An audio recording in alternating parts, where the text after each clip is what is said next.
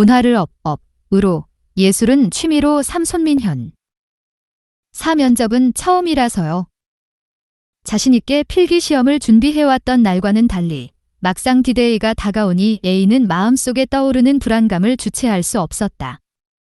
용기를 얻고자 다른 공기업을 준비하는 친구들에게 조언을 구해보니 NCS 국가직무능력표준 필기시험은 자기소개서를 제출하기 전부터 준비해야 한다고 한다. 아니, 내가 합격할지도 모르는 상태에서 준비를 한다고? 하는 의문이 들었지만 A는 시간이 부족하다는 것은 이미 알고 있었지 않았나 쓴웃음을 지어본다. 시험날이 다가올 때까지 A는 필기시험을 치기 위해 예술경영과 문화행정을 공부하고 기출문제나 주요 유형이 다른 과목에 비해 많지 않은데 양은 엄청나게 많아서 공부하기 쉽지 않다. 학예사가 되기 위해서 준비해야 하는 과목인 박물관학을 훑어보기도 했다. 달달 외워야 하는 수도 없거니와 이 학문이 등장한 역사가 짧기도 하여서 객관식 시험으로 준비하기에는 쉬운 일이 아니었고 재미도 없었다. 1시간 뒤 교양과목 기말고사를 벼락치기 하는 1학년처럼 뜨문뜨문 공부하느라 모든 부분을 준비한다는 것은 쉽지 않았다. 대신 A는 짧은 시간에도 큰 효율을 낼 수 있는 논술 필기에 집중하기로 한다. 논술 시험은 면접의 연장선상에서 준비할 수 있었고 객관식 시험처럼 시간에 쫓기지 않아도 된다. 여기저기서 찾을 수 있는 기출문제와 유사 답변은 무엇을 준비해야 할지 어느 정도 감을 찾게는 해주었다. A는 당장 시험을 봐야 할 문제도 있지만 이 앞으로도 한 번쯤 생각해볼 만한 주제라고 생각했다. 1. 문화예술 지원에 대한 사회적 합의는 잘 이루어지고 있는가? 코로나19로 인해 예술인 긴급 지원 정책이 쏟아져 나왔고 보도자료를 타고 세상에 나온 기사에 달린 댓글이 인상 깊었다. 지금 다 어려운 상황인데 예술은 무슨? 이보다 더 과격한 표현이 많았지만 예술에 대한 사람들의 생각을 정리해보면 아직 예술은 3위에 속해 있는 것이었다. 그러나 누군가에게 예술은 장사, 식사, 출근, 등교와 같은 삶의 방식일 것이지만 이에 대한 그리고 이를 지원하기 위해서 먼저 거쳐야 할 사회 전체의 합의는 아직 우리나라의 부재한 상태가 아닐까 생각한다. 2. 문화예술의 사회적 역할과 이를 활용한 문화예술 프로그램 기획하기. 문화예술의 사회적 역할은 어떠한 민감할 수도 있는 사회적 이슈를 다룰 수 있는 가장 유려한 소통 수단일 것이다. 사회가 드러내지 못하는 현상과 쟁점을 마치 잔잔한 호수에 돌을 던지고 반향을 일으키듯 예술이라는 돌을 던져 풀어내는 것이 하나의 역할이 될 수 있을 것이다. 최근에는 그러한 작업들이 많은 것 같다. 이 튄 공간이나 사람을 기억하기 위해 하나의 예술로 남기거나 하는 기록 작업도 있고 다양한 범위에서 활용할 여지가 많을 것이다. 3. 표현의 자유와 사회에 통용되는 도덕적 기준 사이에서 어떻게 균형을 잡아야 할까? 예술 표현의 자유는 어디까지 허용할 수 있을까? 그것은 누가 허용하는 것이며 기준은 누가 세우는 것일까? A는 거장 에두아르 마네가 그린 몰랭피아가 처음에 형식적으로도 표현적으로도 당시 사회에 큰 파장을 불러일으켰다는 것을 생각한다. 당시의 주류 문화에서는 그 그림에 대해 그렇게 생각하는 게 당연했을 것이다. A는 이 주제를 생각하며 개인적인 영역에 가까운 예술과 사회적인 영역인 문화가 충돌하는 현장을 앞으로도 자주 보게 될 것임을 직감한다. 4. 문화예술과 문화예술 행정이 가지는 가치와 역할이 무엇이라 생각하는가? 문화정책상에서 국가는 자국의 문화예술 진흥과 국민의 문화 향유를 위해 힘써야 하는 의무가 있다. 예술인 지원 정책의 근본은 전자로부터 다양한 문화행사 등의 프로그램은 후자로부터 나온다.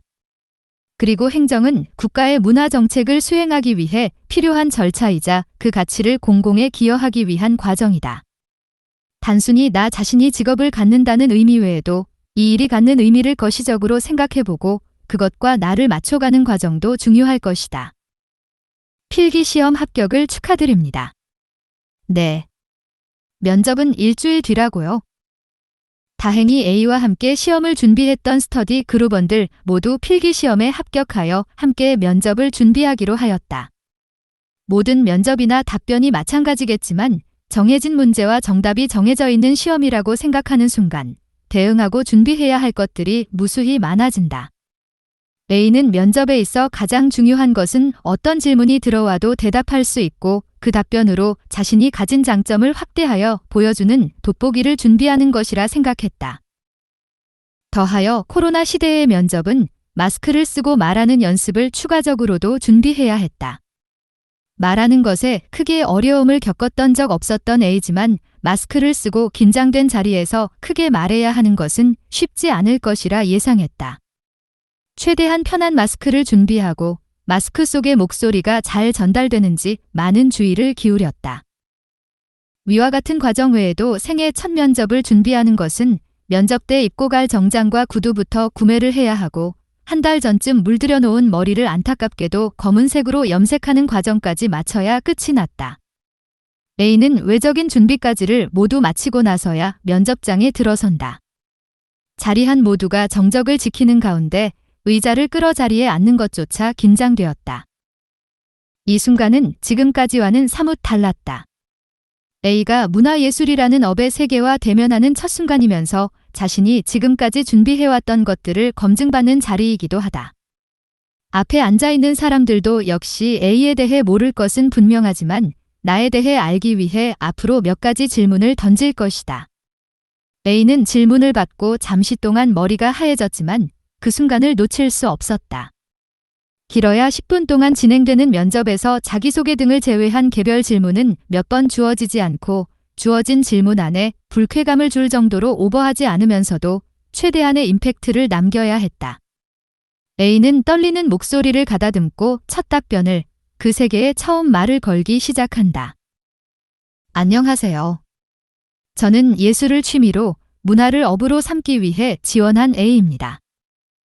문화를 업으로 예술은 취미로 5 면접은 까보기 전까지는 몰라. 떨지 않기 위해 사람들은 다양한 방법들을 시도한다. 청심환을 삼키거나 본인만의 징크스를 깨기 위해 증표를 지니고 다닌다거나 중요한 일이 있기 5분 전엔 꼭 화장실을 다녀온다던가 긴장되는 상황을 마주하면 어떤 사람이든 불안감을 없애기 위해 여러 가지 일들을 하기 마련이다. A는 그 모든 것들을 처리하고 왔음에도 지금 이 자리가 너무나 불편했다. 최대한 편한 마스크를 쓰고 또렷한 눈빛을 하려 노력하고 있지만 1년에 한두 번 입을까 말까 하는 정장부터 차가운 공기까지 너무나도 불편했다. 누군가에게 일생일대의 순간일지라도 면접관들은 이미 몇 개 조의 질문 답변을 마친 상태인지 피곤한 기색이 역력했고 그저 주어진 일을 하는 것처럼 보였다. 그럼에도 면접이 시작되자 진행을 맡은 것으로 보이는 면접관 중 한 사람이 A의 마음을 읽었다는 듯이 웃으면서 말을 꺼낸다. 이 자리가 너무 불편하다고 생각하지 마시고 편하게 준비해온 만큼 말씀해 주시면 되겠습니다. 시간이 없으니 왼쪽부터 차례로 자기소개를 시작해 주세요. 왼쪽부터 시작하면 첫 번째 순서에 앉은 A는 스멀스멀 올라오는 긴장감을 누르기 위해 만약 문이 오른쪽에 있었다면 오른쪽부터 시작하지 않았을까 하는 푸념을 머릿속으로 잠시 하며 준비해온 자기소개를 떠올린다. 가장 첫 마디를 무엇으로 할지 준비하기 위해 고민했던 일주일간의 시간이 떠오른다. 자기소개에서 임팩트를 주지 못하면 안 된다는 조언부터 최대한 담백하게 준비해야 한다는 면접 전문가의 유튜브 영상을 보며 그냥 될 대로 되어라는 마음으로 준비한 첫 마디를 떼어본다. 안녕하세요. 저는 예술을 취미로 문화를 업으로 삼기 위해 지원한 A입니다. 저는 이러한 경험과 활동을 하여 이러한 역량을 갖추었고 마스크 안을 뚫고 5m 밖에 있는 상대방에게 말을 전하는 건 어려운 일이다. A는 크고 또박또박 말하기 위해 노력한다. 이후에는 학교에서의 전공이나 활동들, 문화예술과 관련해 준비했던 활동들을 차례로 이야기한다. 말하는 도중에 1분이 끝나버리고 준비해온 내용의 5분의 1 정도는 말하지 못한 것 같다. 이어서 차례로 앉은 사람들의 자기소개가 이어진다. 생각보다 다양한 곳에서 면접을 보기 위해 왔다는 사실에 놀란다. 이미 동종업계에 몇 년간 몸담고 있는 사람들부터 전혀 색다른 분야에서 일하고 있는 사람까지 있었다. 그리고 A는 자신이 첫마디에 당차게 외친 예술을 취미로 문화를 업으로 보는 이 업계에서 일하기 위한 거의 모두가 갖고 있는 정체성임을 1분간의 자기소개에서 깨닫는다. 이에 더하여 그들은 문화를 업으로 삼기 위해 준비한 다양한 역량과 자질들을 소개하며 화려하게 자기소개를 마친다. A는 자신의 아킬레스건인 경험의 부족을 처절하게 느끼면서 이후 답변에 준비해야겠다고 생각한다. B님은 이전 회사의 경험을 어떻게 활용하실 것인지, C님은 동종업계가 아닌 본사로 이직하려는 이유가 무엇인지, 예전에 했던 사업과 자신의 역할을 말씀해 주시겠어요? 자기소개는 순서대로 끝났지만 A에게 답변할 기회는 순차적으로 오지 않았다. 본인의 자기소개가 면접관들의 궁금증을 가져오지 못했다는 것에서 쓴맛을 느끼며 거의 마음속으로 포기할 즈음 하나의 질문을 받는다. A님은 문화와 관련된 여러 글을 써오신 것으로 보이는데 어떤 글들을 써오셨나요? 다만 그 질문이 상상도 못한 질문이었다는 것이 문제였다. A는 바로 몇 가지를 떠올리며 어떻게 답변할지 5초 안에 정리해야 했다. 이달간 썼던 유럽 여행기나 공연이나 전시 리뷰, 최근에 공부하며 작성한 문화 관련 칼럼들을 떠올리자마자 이제 답변을 해야 했다. 독자들의 반응도 중요하지만 지속적으로 다양한 글을 쓰는데 중점을 두려 노력하고 있습니다. 유럽 여행에서는 문화와 예술의 중심지를 찾아다니며 여행기를, 국내에서는 공연과 전시를 보고 리뷰를, 최근에는 코로나로 인한 문화예술의 위기와 대응 정책에 대한 글을 써왔습니다. 잘 답변한 걸까? 생각하는 와중에 다른 면접관의 질문이 재차 이어졌다. A는 숨이 막혀옴을 느꼈다. 다른 분들에 비해 현직 경험이 없으신데 본인이 업무에 잘 적응할 수 있다고 생각하시나요? 만약 그렇다면 어떤 일을 하고 싶은가요? A와 함께한 면접조에 속한 사람들은 모두 이직을 준비하거나 다른 곳에서의 업무 경험이 있었다. 아마 이번 면접에서 A에게 가장 중요한 질문이 아닐까? 다른 지원자들과 비교하였을 때 약점을 잘 보완하고 강점을 어필할 수 있어야 했다. A는 조금은 간단하지만 무덤덤하게 지금까지 해왔던 것처럼 지속적으로 관심을 갖고 성장하고 다양한 경험을 바탕으로 주어진 일을 잘 처리할 수 있을 것이라고 답하였다. 본인이 생각하기에 문화와 예술은 각각 무엇이라고 생각하나요? 이전 질문 이후 다른 지원자에 대한 추가 질문이 이어졌고 각자 마무리 질문을 받는 타이밍임을 확신했다.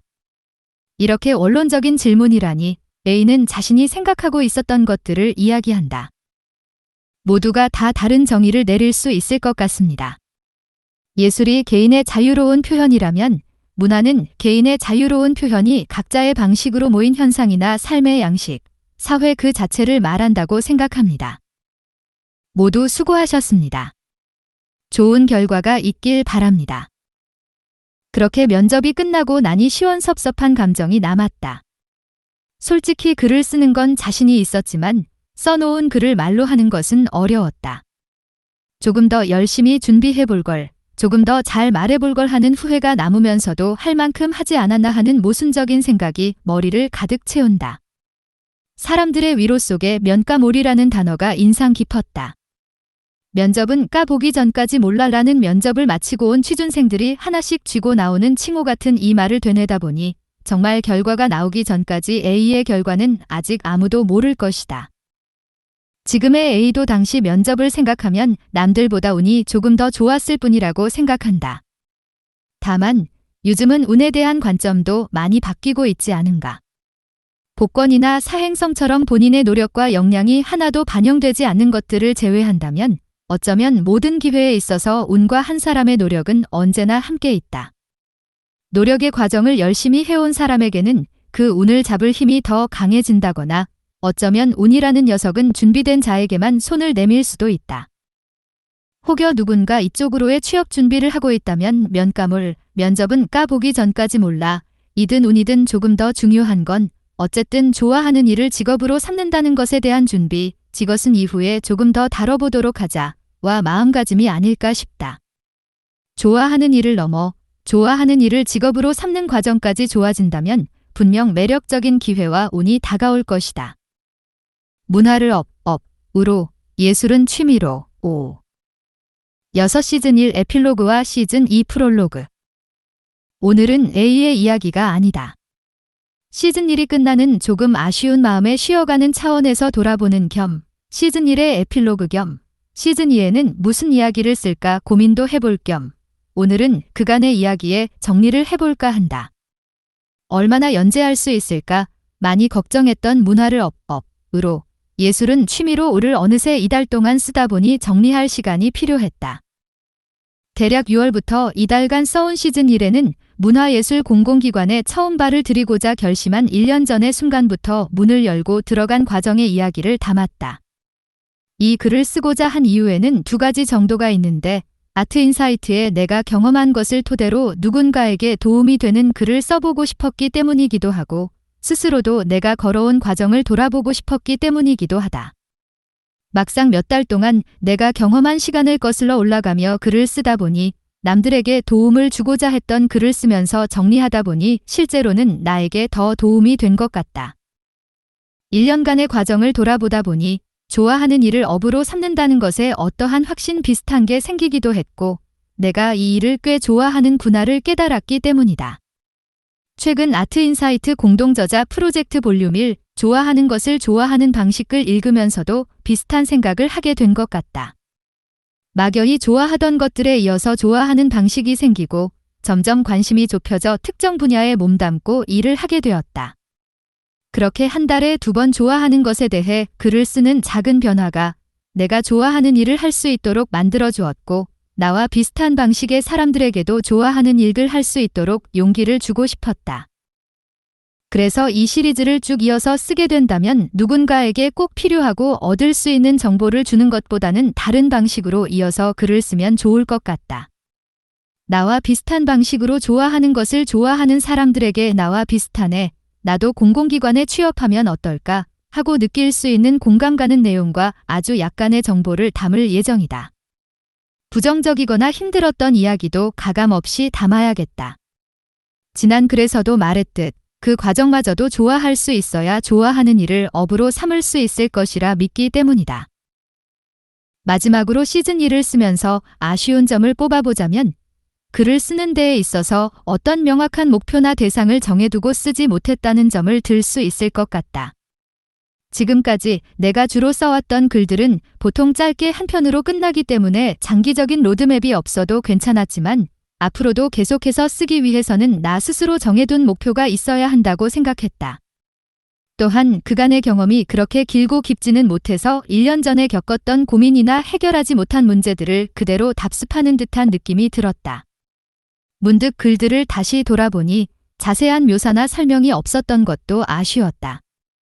앞으로 쓸 글에서는 약간의 각주를 덧붙여 지금의 A가 바라보는 과거의 A에 대해 바라보는 시각도 담기면 그런 부분을 보완할 수 있지 않을까 복기해본다. 에필로그는 이 정도로 하고 이어서 시즌 2는 어떻게 쓸까에 대해 고민해본다. 하고 싶은 말들은 많지만 막상 정제된 글로 담으려 하니 소재를 고르는 과정이 쉽지는 않다. 지금은 이 글을 읽는 누군가가 이 기관은 이러한 일들을 하고 이런 사람들이 일하고 있구나 하고 담백하게 느낄 수 있도록 가깝지만 객관적인 시선으로 담으면 좋지 않을까 생각 중이다. 출퇴근과 같이 한순간에 직장인으로 코딩되어 버린 삶의 이야기부터 시작해서 현업에서 일어나는 행정과 문화기획, 사람들과의 관계 등 실제 그곳에서 일어나는 일들이 주로 들어갈 것 같다. 문화를 업으로 예술은 취미로 시즌 2 프롤로그. A는 아침 8시에 집을 나선다. 직선거리로는 얼마 되지 않는 거리지만 출근길의 교통은 늘 예상하기 쉽지 않다. 이것저것 챙겼지만 무언가 놓친 듯한 기분이 드는 건 왜일까? A는 처음에 긴장감을 즐기지는 못하는 성격이라 오늘 하루가 빨리 끝났으면 좋겠다고 생각한다.